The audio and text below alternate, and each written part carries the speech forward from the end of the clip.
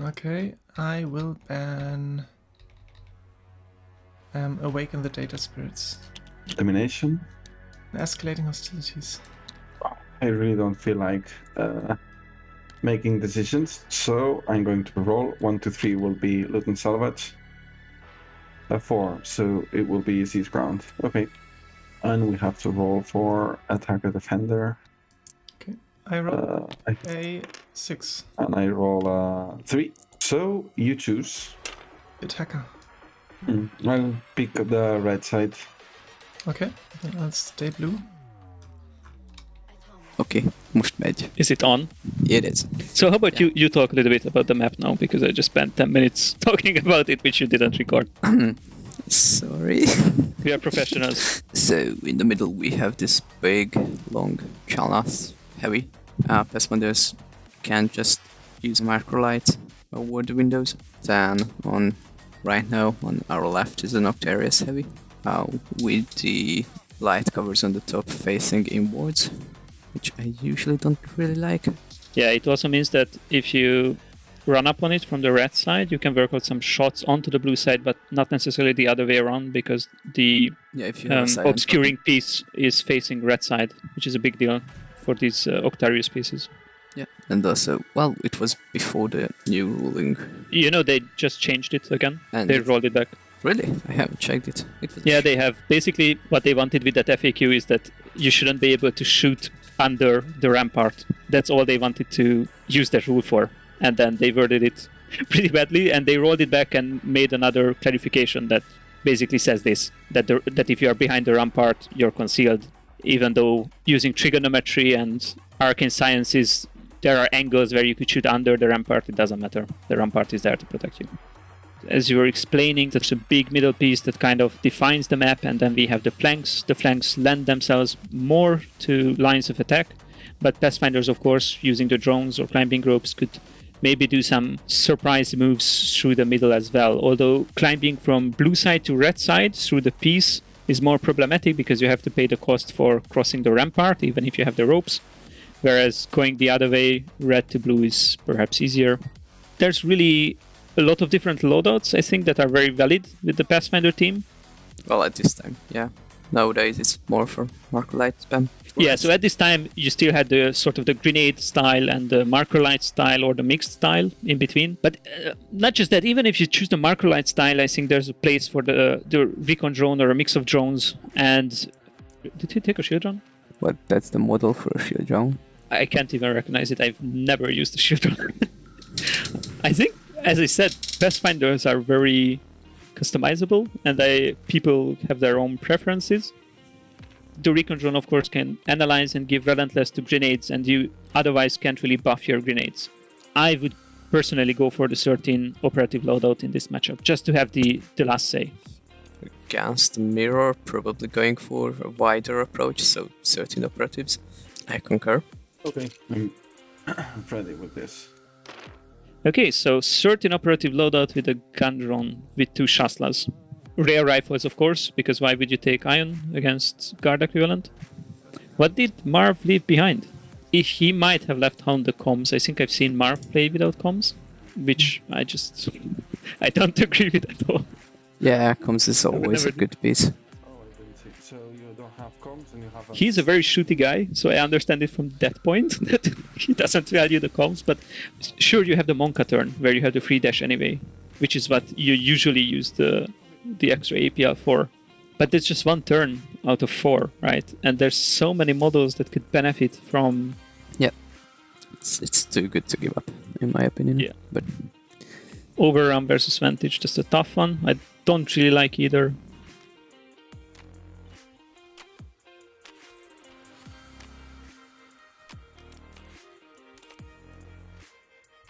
Plant Signal Beacon would have gone with that as well. Killing Blow, of course, is fantastic. High intensity marker light. High intensity marker light? I'm not sure I like it on the drone controller, just because often you want to drone control with him. High intensity marker light. No ropes. I'm not sure I like that. I think there's a lot to climb here. Yeah, mobility is always good. It's interesting that he went for the 2 Shaslas, because I feel if you go 13 operatives, generally speaking, you want the more measured, careful approach, in which case you want to marker light more. And the objective here is seize ground, meaning you don't really need a mission action. I think you could get away with using a gun drone and a marker drone here. And as I said, it's not too easy to marker light on this map because of the big heavy piece in the middle. So the marker drone also having the fly keyword can really help you get marker lights on the targets that you really want to marker light. But I understand the point. I'm always undecided and flip-flopping between the different loadouts. The extra shooting can be very welcome. But yeah, I get the point. You took the 13 operatives, you want a bunch of marker lights, and I get Mar's point. You took the 12 operative, more aggressive loadout, you want a bunch of ropes to just kind of get to where you want to be. Yeah, different styles, different approaches. So this is Laz's deployment. He has... So this is what I don't get. You went with 5 high-intensity marker lights and 13 operatives. Why all the people on engage? Especially here on this left-hand side. So even if you recon sweep, maybe even recon sweep and recon dash one of these guys behind the heavy Octarius piece so you can kind of deny visibility and get into a safe spot. The other guy will be exposed from that side. And this is the defender. You can maybe hide something in a way that it denies visibility. And then you can put that guy on engage, maybe behind a door or behind a big piece. And then they can just pop out for a shoot. So that's maybe a third guy. And you probably pick infiltrate. At least I like to, because I anyway forward deployed drone. But that's already 4 threats sort of on the map without having to really put down a lot of guys in engage. Typically the assault grenadier goes on engage. Maybe the transpector or a weapons expert if you can hide them behind visibility. And then you have the 2 silence and the infiltrate feed. I think 5 threats for TP1 is enough. You are unlikely to work out more shots than that. It's usually my approach as well. Maximum 2 of my guys on engagement. If I'm the attacker and I know the deployment of my opponent, then I might pick more guys on engagement if the terrain layout allows, so I can deny visibility. If I'm the defender, I usually try to be extra safe. Generally speaking, I think good players don't leave such openings in the first round, which is why I think... Yeah, aggression should come out in TP2 or 3. Yes, a good aggressive player would sort of focus on the TP2, and maybe a more moderate player would also calculate for TP3. Yeah, but I agree with that. Let's see what happens. You did not forward deploy any drone? Nope. I can move mine here. And there's the shield room. Yeah, if you've picked it, then do something useful with it. He forward deployed it, and of course now he can recon sweep behind it, and it's going to protect the important pieces. Probably the assault grenadier. Yeah. So even if he goes second, the grenadier is happy and alive, uninjured, and can go in and do his job. Just some leftover forces here to take the objectives. Yeah, which Laza won't be able to contest anyway in the first turning point. Yeah. And then, as we said, you have the Oyo rig there to use to cover the points. Even with these few models, you can probably keep it safe-ish for a while. And on the right-hand side, it's just... yeah, I like this a lot. I love it.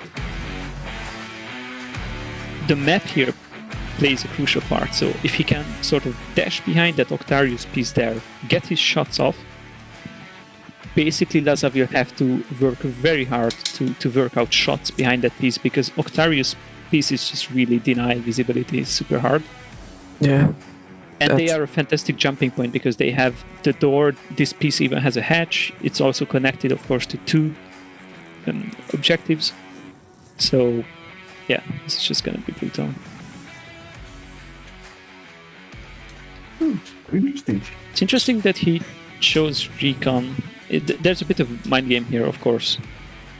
Laza would prefer to go first because he sees that his guys are exposed there. And I think Laza is...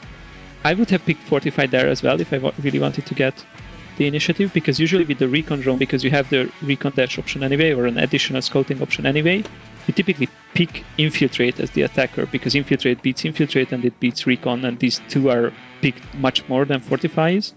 Yeah. Just for their utility. So I understand why Laza picked Fortify, because that beats infiltrate, of course. So it's a nice mind game that Marv actually picked the recon. Yeah, I think he figured that Laza would pick Fortify to negate his infiltration. Yeah, but a bit of a nice rock, paper, scissors side game here before the match.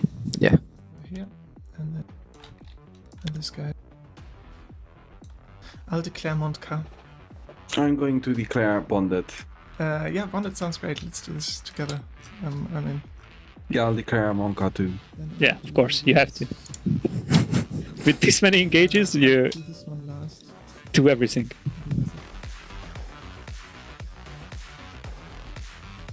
Quite cool. Mm-hmm. Medic. It's just a mini Death Star formulating there. Yeah, it looks amazing. I think I want to bring him forward. Okay. Done. Okay. Are you sweeping too? Yeah.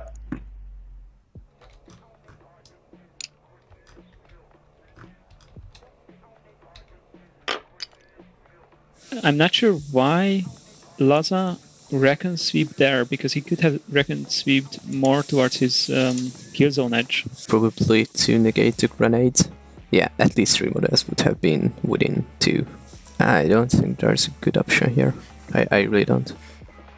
Who are you summoning? Is that a dark ritual I don't know about? Well, I don't have many options here, I think. Okay, let's go. I like how you started the game. Let's see what happens. Killing blow. Killing blow 2. Advantage. The triangulate for me. And that's it. Bandage for me. Okay, I will start my activation with the recon drone. I can shoot the weapon expert Alright. with 6 dice.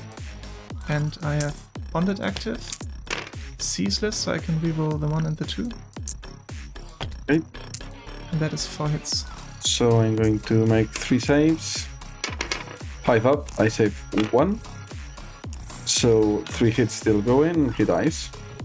Give my weapons expert analyze to him. I want to maximize it with the potential. Well, next time I need to put 1 grenade in each side, minimum. Rolling 1 because of bond. No, you can roll the 3 also. Oh, because because- of analyze. True. Yeah. Yeah. I can't save that. Yeah. Yep. We will look for a cozy place behind the campfire.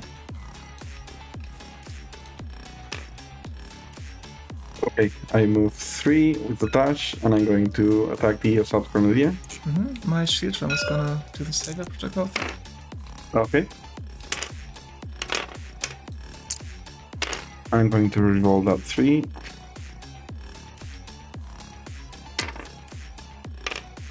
There we go. Okay, my shield drone rolls 3 dice. Saves on 4 plus. 8 dice for the 5 up save. And 2, 4, 6 he lives with 1 health. It's still alive. And I'm going to move 6 here. With a 3-inch dash already, right? Yeah, correct. You can from there. Do you have visibility? Yes, go ahead. Okay, so he hits on 3s. He's the leader.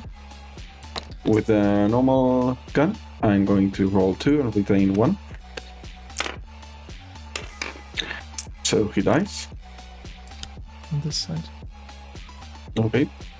Why expose him? From these guys here, only the silent weapons guy can shoot at him. And It's enough. Yeah, The but- silent one is going to kill it. it won't, because there's the shield drum there, which will lead the shot. So he's quite safe here. No, the shield drone protected something else, I think. Can he see a Transpectral? So he rolls his 4 dice, standard weapon. Okay. And it's 2 hits. Okay. So I'm going to roll 3 defensive, 5 plus to save. 7 none. So he is saved because of the medical. Dash down here. Okay, my blooded is going to shoot your leader. So that's going to be 4 shots on 3+. Mm-hmm. And I'm going to reroll that too because of the mark. Unbonded, whatever. On a 3+. Yep. So that's 4 hits, no cover. 3 dice. He's dying.